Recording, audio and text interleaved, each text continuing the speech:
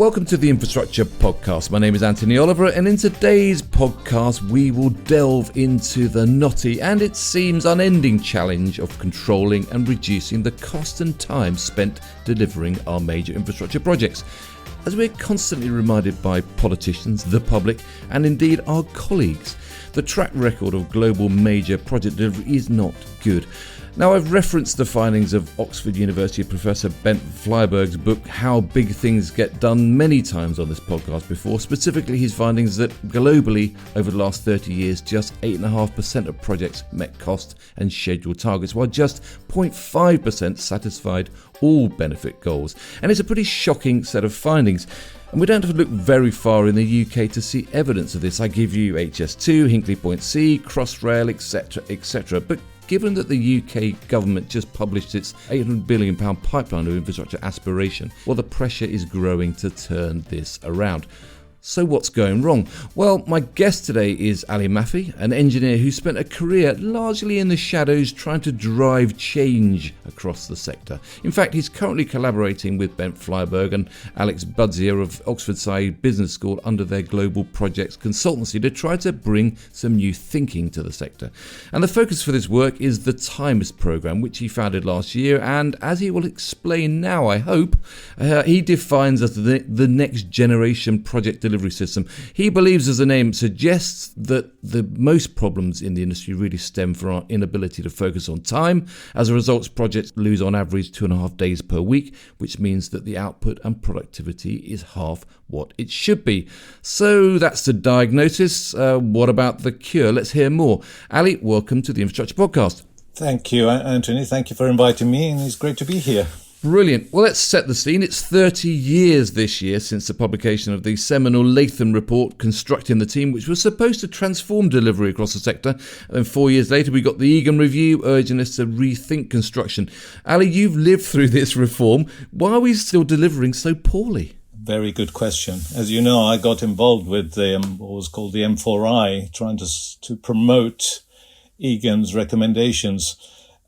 Egan's report had lots of very good recommendations, and lots of subsequent reports have repeated the same things. In my view, for projects to improve delivery, they need to apply these principles. And what is not happening is predominantly due to the system we use. Our approach still lacks science and is not data based. Quite often, we don't understand the underlying philosophy of some of the principles. Well, I discussed with Mark Thurston, former HS2 chief executive, on the podcast last year. I mean, certainty, as we talked about, uncertainty is an inherent part of delivering major projects. I mean, so surely no amount of project management tools are ever going to overcome this reality that it's just really hard to deliver things. Yes, there is a lot of uncertainty, and a lot of it is of our own making, and because of the way the industry has become so fragmented. But there are two sort of strands to why projects run late and over budget. One is the stuff that happens to us, and the other stuff is the stuff that we do ourselves. I think when we met, we talked a lot about tennis, if I can use a tennis analogy. One is, that there are forced errors, and one is lots of unforced errors. And most people lose matches because of unforced errors. We lose a lot of time by the way we do things. We're spending too much time worrying about, no, I'm not saying we should not worry about it, risk, uncertainty, complexity.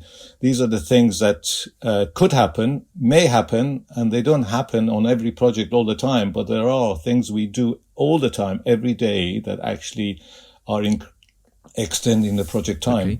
Well, we'll get into a bit more about tennis analogies a bit later on. But I suppose in the grand scheme of things, does it really matter if projects are a bit late and a bit more expensive? Because if they're delivering value for the public over often centuries, does it matter? Of course, it matters hugely. It matters hugely in terms of the return on investment. And obviously, one of the things that we are now measuring is social value. To achieve the highest level of social value, you need to deliver to complete the project as early as possible.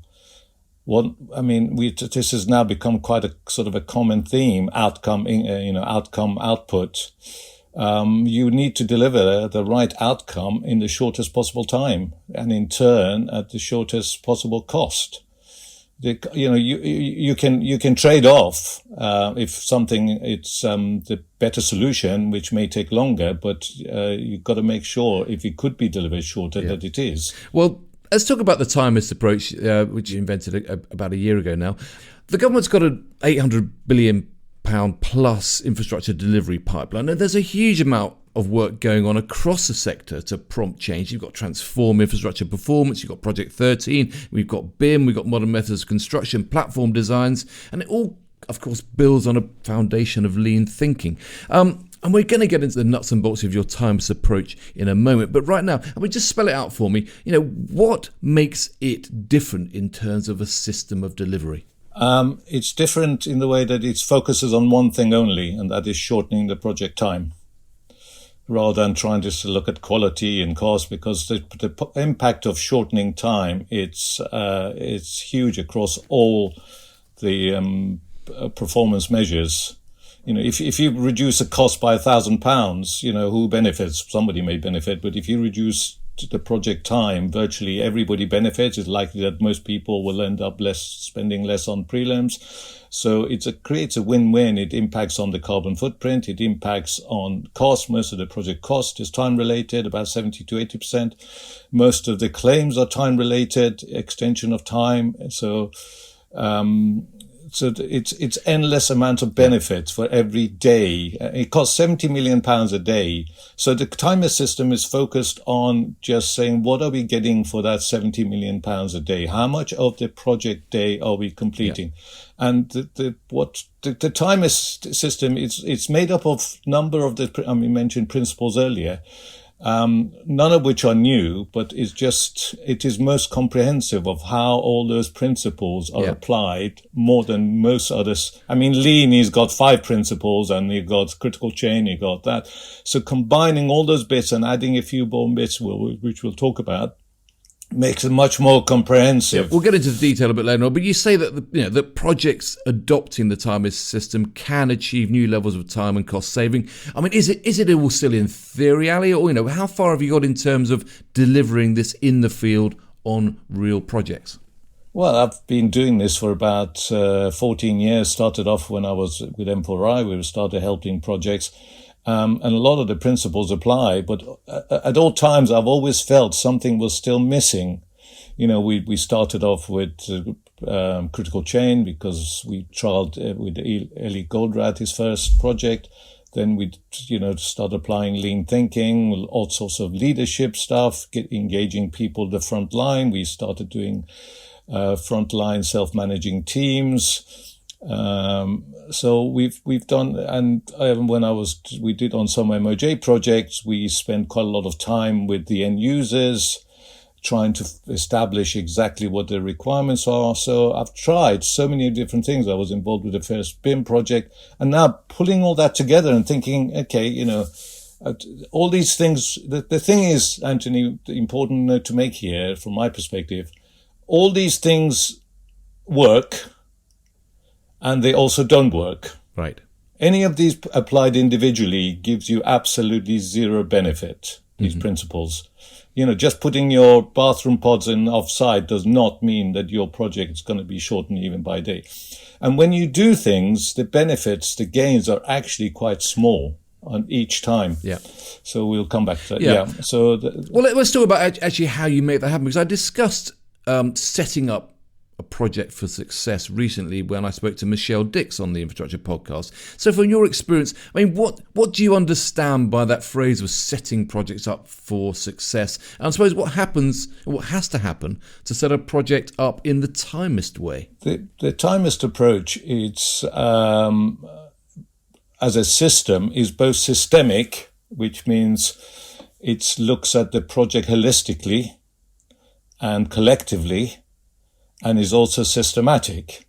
So what we're saying is, at the outset, be clear of how you defined your outcome, get the right people at the right time around the table to discuss this, have that, systematically set.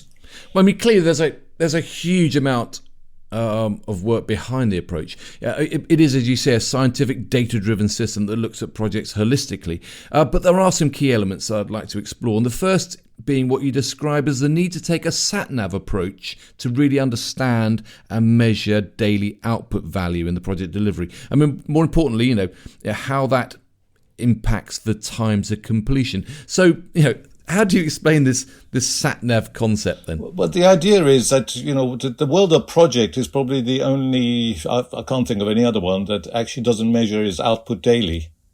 People go to Toyota and they forget to notice the thing that counts down the number of vehicles that are coming off the line live.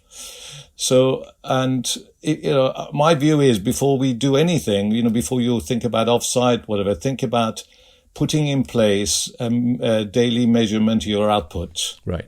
There's a lot wrong with what we're doing, but before you start thinking about the solution, begin with the end in mind and work backwards. So, and the sat-nav approach the idea is that allows you to measure the time to completion, daily. Yeah. And also it does it using what we call, elapsed time. Because most of the time, the progress is reported based on actual time, how much was done. The sat-nav doesn't tell you, you've done 30 kilometers. Cars have computers that tell you that, but nobody looks at them anymore. The sat-nav tells you how long until you get to your destination. And if there are problems ahead, it uses 3 bits of information to work out. Right, yeah. So it doesn't say 60 miles to go, you'll be there in an hour. If you're doing 60, it will say 60 miles to go, but it will take you an hour and a half because the car broken down and this, that, the other. Yeah. So enable you to look forward to say, well, there are, to understand really not what you've done, as you say, but it's about how long it's going to be before you actually get to your destination. And I suppose the use of technology, Ali, and modelling is already revolutionising project delivery for the better. You've got 4D modelling, it's already replaced the old Gantt charts. So why is the timist sat-nav approach so different? The thing with the 4D modelling is if you want to show progress, it has to be done based on what's been done rather than you can't show elapsed time with a 4D model. That's one of the downsides. You can see what the work looks like ahead, but you can't tell when you're going to be there. Right. But I mean, to actually be able to show time to completion, you need to completely rethink the way the work is organized and scheduled. Yeah. The current sort of planning system, sort of decoupled from the actual production, does not allow you to identify that. And it's also, you talk a lot about outputs. Within this system approach, and a lot of the infrastructure sector now prefer to talk about and focus on outcomes. I mean, is that where the problem lies? Yes, possibly. I mean, we have to get the right solution, but we have to get that right solution in the shortest time, because then that provides the sort of, we talk about value, that provides the best value. Right.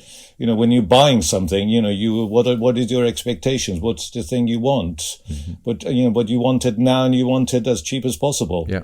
It's not that, you may be willing to wait to pay extra or whatever because you get extra functionality, but that's a trade-off that you have to, otherwise as a client, once you know what it is you want it delivered in the shortest possible time. Yeah.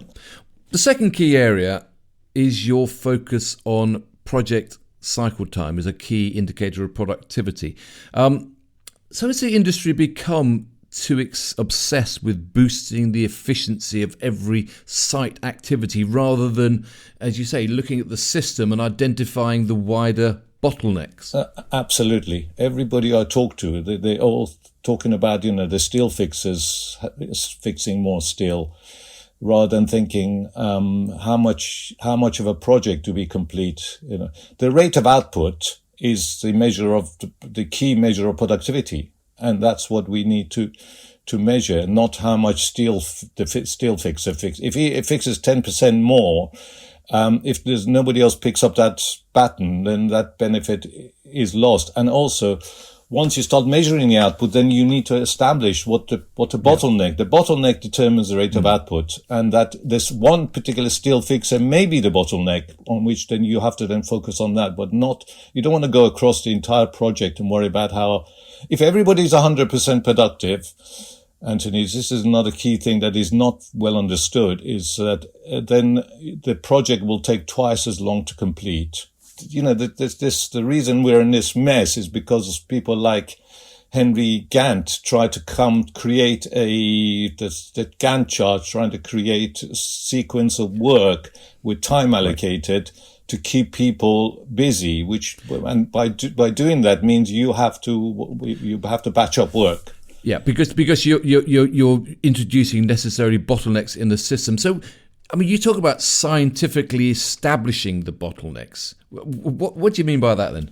Scientifically establishing it means that connecting the sort of the work remaining, the sort of the sequence of work, with the the production, the people. And when we talk about elapsed time, you can only establish the elapsed time by talking to the subcontractors, because they know the problems ahead. Right, yeah. The kind of messages you get from your sat-nav from the drivers ahead, you can't have somebody walking around establishing how much has been done and saying this is where the project is at. That's not how the sat-nav works. So you have to walk around with all the subcontractors and then take from them what is actually, it may be a day's work, but the guy knows the material is not coming for 2 weeks. This is why you talk about batch versus continuous flow productivity. Explain that. Why is that so important to project delivery success? If you want to make everybody 100% utilized and productive, you have to organize the work in batches. And when you batch up work, means you have lots of work standing. Somebody comes out, crashes out, 200 meters of partitioning first side, but that just sits there before the electrician comes, 2 weeks later. So, but the key is to not batch up work, organize the work based on units of work, 1 meter at a time, the next trade, 1 unit at a time. Because you crash out 100, the other day on a project, 60 fan coil units were crashed out in 3 days or whatever. And then you say, but have you piped up and wired up any? And if you haven't actually gained much. Yeah. Which is why you talk about adopting a Tetris approach to prioritizing daily all the activities. I mean, clearly it's a computer game, but how do you see that helping? Well, there are two things the key things that extend the project time. One is batching up work, and that is by trying to optimize the number of resources and keeping them busy, we just talked about, which is what most project managers focus on. They think the solution to shortening the project to get as many resources on site as possible. The next thing is, one thing people don't realize is that actually we don't need so many resources on site. For, say, every 100 tasks that is actually available, on average, only about 30 are resourced on projects. That means only 30 are being worked on. And the key is knowing what the 30 is in the order of impact on the end date. Right. And if you're not prioritizing and working on the right, we talk about marginal gains. If you're not working on the right priorities, there are marginal losses or marginal pains every day. This happens every day on every project. Yeah. That the work is there's no system prioritizing and not working and this again, so you got to knock off the top priority when you play Tetris. Right, yeah. Because what generally happens, if I can add in, if you think of a Gantt chart and all the bars on there, just think of them as they're moving. And they're moving, because the gap between the end of those bars or parts of activity and the end date are narrowing every minute, every hour, every day. And if you're not knocking off the ones that are getting closer, then you soon are get into trouble. And that's where you create the bottlenecks that you need to identify. I mean, ultimately, project delivery comes down to people in the way that they like to work. Are we simply not employing the right people, or are we not training them in the right way? We're not engaging people in the right way. We're not asking them what is happening or what is due to happen, what the issues are ahead. But ultimately, I think it's the outcome and the output are both dependent on the system. Yeah. As Clive Woodward said, you don't rise to the level of your goal or desire, you don't fall to the level of your system. Dan Jones, I remember during the M4I days when he was doing presentations, he says, the automotive industry have not very highly skilled people, but very good system. We've got very highly skilled, but dreadful systems. The other thing I have found, on projects, we talk about, we're always looking for experienced people.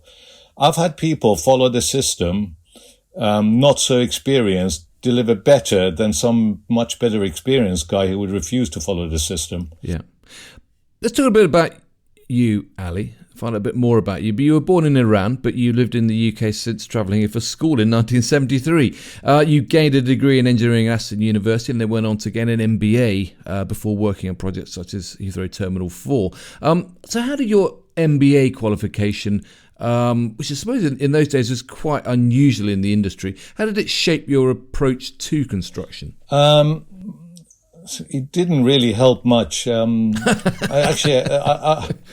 the MBA after I was on the Terminal 4, because when I started on Terminal 4 in 1980, and then it got into the dizzy height of managing a project, and I thought the whole thing was dreadful. That's why I left it and went did the MBA, and I got involved with the automotive industry. Then came back later and then joined Balfour Beatty, and is when I was asked to join what was called the business improvement team, which was quite unique at the time. That's where they started, my wider knowledge, experience of things like, also having done a stint at the automotive, the understanding of, productivity and value and all those things you learn at business schools, which we seem to sort of constantly rephrase. Yeah. You say your desire to change the industry kicked in when you joined Balfour Beatty in 1990. You're working then for Civils MD David Fison. It's a time when the industry arguably was at kind of peak contractual dispute. So how did the young Ali Mafi approach contracting in those days? Well, I remember for my first week at Balfour Beatty, they put me on recording the daily sort of activities for contractual purposes, everything, in case. But no, David Fison had this view that, we're spending too much time at the end of every project. QS is sitting there arguing the toss with, into final accounts. And he wanted things done much more smoothly, and he didn't want any of those delays and disputes. So he brought somebody from the manufacturing, and then we started getting involved with TQM and all that. And I loved it, and I just thought, wow, because having left the industry thinking nothing works, basically I walked away from being a project manager because nothing worked. And at the time when I was on projects, it was all labor only. So it wasn't just the material didn't turn up, the people didn't turn up, or the wrong skill, and you didn't, you were in control of all of that. Yeah. So you didn't ring up the subcontractor saying, you haven't got enough steel fixers. You had to worry about every individual. I do remember those 1990 site days, Ali, because I did spend some time on site in 1990s, and it was quite aggressively argumentative, as I remember. But of course, the Latham Review of 1994 was followed quickly by the Egan Review in 1998, spawned the movement for innovation. You got deeply engaged with this and worked as an M4 advisor with the MOJ, NHS and Cabinet Office. What did you learn throughout that whole process of trying to drive the industry to change? Again, it's because I found that the lack of transparency was a big issue, because what we were trying to create was a system that not only delivered better, but it actually became very transparent. And this is what, especially if, it worked better if you were, the client was driving it. But the contractors would be very reluctant to share the information and open up. And I remember after one particularly very large project, I got a call from the MD saying, "Can you come and help me?" I said, "Hold on. You were so unhelpful on that last project." And and I'm actually surprised you're calling me. So he said, no, we loved what you were doing, but, we didn't like all that information to be shared with the client. Oh, right. So, and this was the issue, the transparency. I mean, this is what I'm saying, the data, time to completion should be transparent daily, like a flight attendance, flight arrival thing. Yeah. We do talk about collaboration and the need to be very open. I mean, 30 years on, do you think the industry is progressing? Progressing in terms of just collaborating around the sort of the redefining the outcome. But obviously, helping with the defining the outcome is useful. But that's not happening as well as it should do, because it's better for contractors or also designers to wait till the contract's awarded and then offer their solutions or the alternatives. But also a lot of this sort of what this collaboration is ending up as it did at M4I, when I had to validate the performance of all the demonstration projects. It was all based on value engineering. They just changed the roof so it was cheaper, but not necessarily a shorter time. Well, outside work, Ali, you're a passionate skier and, as you mentioned earlier, a tennis player. When I spoke to Copper Consultancy's Martin McCrink on the podcast last year, he described tennis or playing tennis as a problem-solving exercise. I mean, is that how you approach the game? I mean, they say, top players nowadays say, everybody can hit the ball in the same way. They're saying follow the same basic sort of mechanics and fundamentals, and the difference between those who win and lose is, when you're losing, how do you solve that problem during the match? And the better you get at problem solving, the more matches you win. No, I worry too much about that, what's the mechanics. I don't care if I win or lose, as long as I, as long as I hit the ball, I think I hit that ball properly. And how's your topspin backhand down the line? Oh, yeah, exactly. This is the thing. This is the same like with project. People say, you hear so often, talk about lean and this and that, and people talk about topspin backhand. You say, you got to do it. And you think, you have actually no idea how to do a topspin backhand. We've got to be lean, you've got to do topspin backhand. Yeah, right. Okay, fair enough. All right. You've got 2 grown-up children, one's a junior doctor and your wife's a hospital consultant. And getting back to your time-based approach, to project management, that also includes a concept which you describe as daily ward rounds for projects. I presume this idea came from discussion with your wife and family. I don't know. What is it? And how does it help construction projects? Again, it goes back to what I was saying earlier. Having trialed and tested many of these things, there's always just something that sort of seemed that something was missing. And then listening, since my son qualified, listening to my wife, and they kept talking about ward rounds, thinking, oh my God! And I started looking up ward rounds, and it's claimed to be one of the most clinically one of the most effective practices. Is done daily, routinely in all hospitals by all levels of doctors. It doesn't matter what grade you are. You walk and do.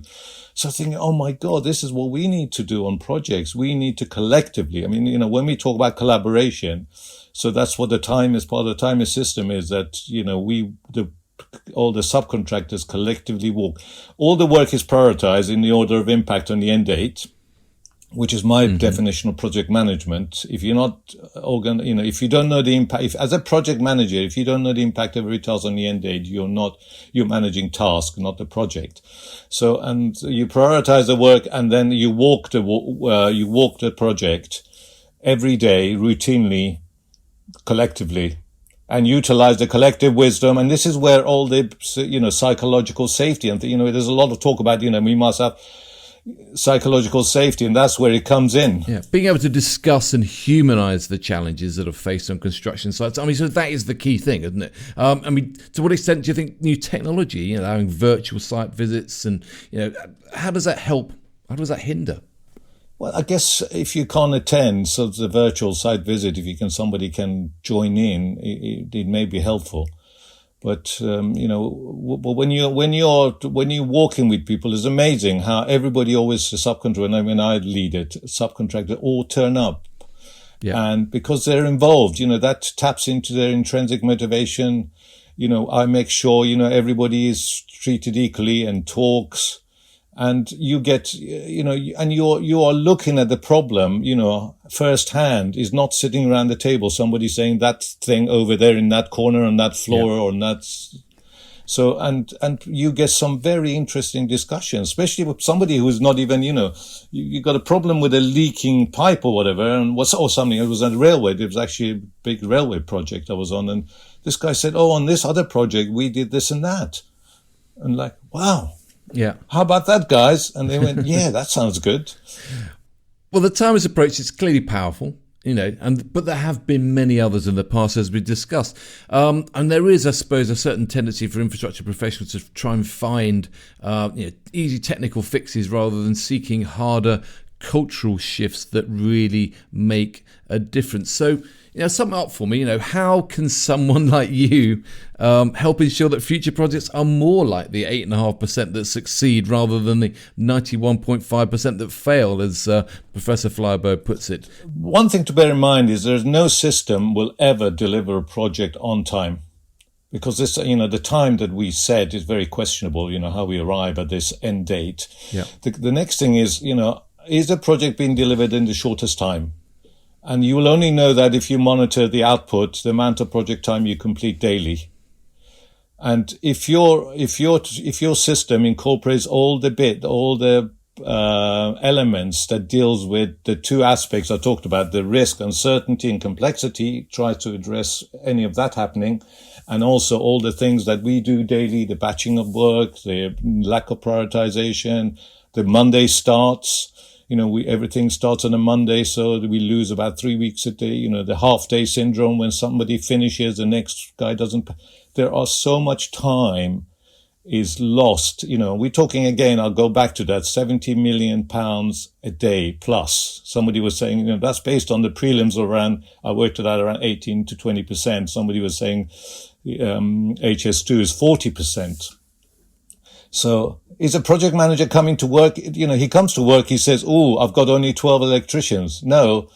Where's your bottleneck that's costing you whatever it is, 200 grand if you're on a major project? What's happening with that task? Let's go and have a look at it. Well, Ali, as I say, lots and lots in there to discuss, and we've probably just scratched the surface today, but we'll bang out the time. So thanks so much for joining me today on the podcast. It's certainly a topic isn't going to going away anytime soon, but hopefully there is now a new movement for innovation or a new movement for change that might accelerate this move towards a new way of delivering projects. So how do listeners find out a bit more about Timist?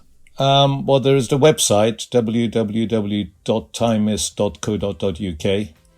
And if you go on there's a principles page that shows you all the principles that we say have to be applied interconnectedly, daily. And if you click on any of the principles, it gives you the philosophy behind it, how it could be applied. And if you need help, the telephone number, email address, all there. There you go. The full promotion is in there. So I'll put a link in the show notes as well to make sure that people get hold of that. So, brilliant. Ali, thanks so much. As I say, it's all we've got time for today, but we have got more from the Infrastructure Podcast in the pipeline, more guests to talk to as we continue to probe the big issues faced across the sector. If you haven't done so already, do check out the Infrastructure Podcast website, www.infrastructure-podcast.com, where you'll find background information and the latest podcasts to listen to and to share. So thanks for joining us. Thanks again to Ali, and I look forward to seeing you again very soon.